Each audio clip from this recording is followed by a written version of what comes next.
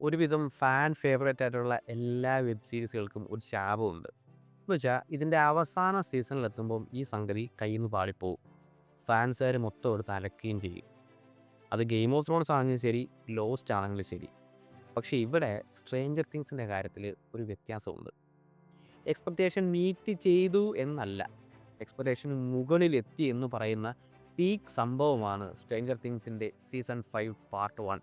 ഏതാണ്ട് 1 മണിക്കൂറോളം നീളം വരുന്ന 4 എപ്പിസോഡാണുള്ളത്.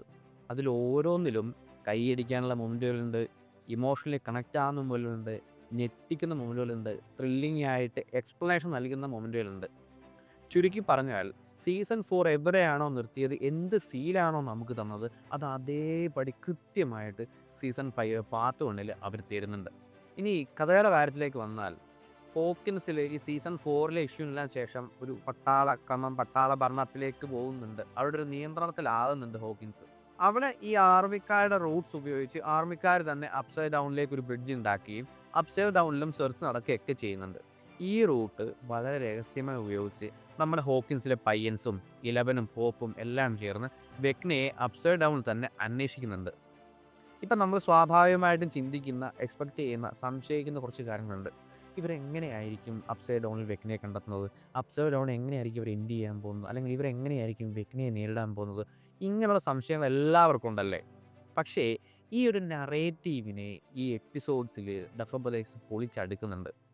കാരണം നമ്മൾ ചിന്തിക്കുന്നത് നമ്മളെന്ത് അങ്ങോട്ട് ചെയ്യുന്നതാണ്, തിരിച്ചതെന്ത് ഇങ്ങോട്ട് ചെയ്യും എന്ന് നമ്മൾ വിചാരിക്കുന്നില്ല.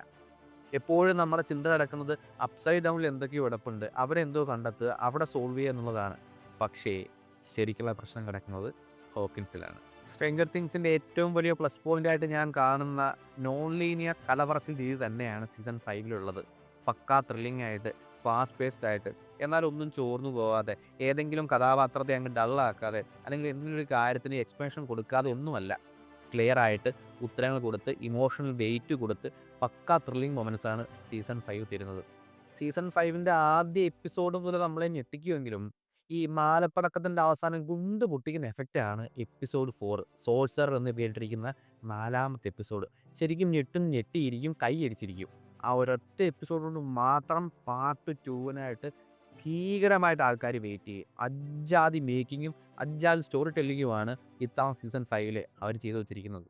ഫ്രണ്ട്സിൽ നിന്ന് സ്പോയിലർ വരുന്നതിന് മുമ്പ്, ഫേസ്ബുക്കിൽ നിന്ന് സ്പോയിലേഴ്സിൻ്റെ ഇമേജസ് വരുന്നതിനൊക്കെ മുമ്പ് വേഗം കാണുക.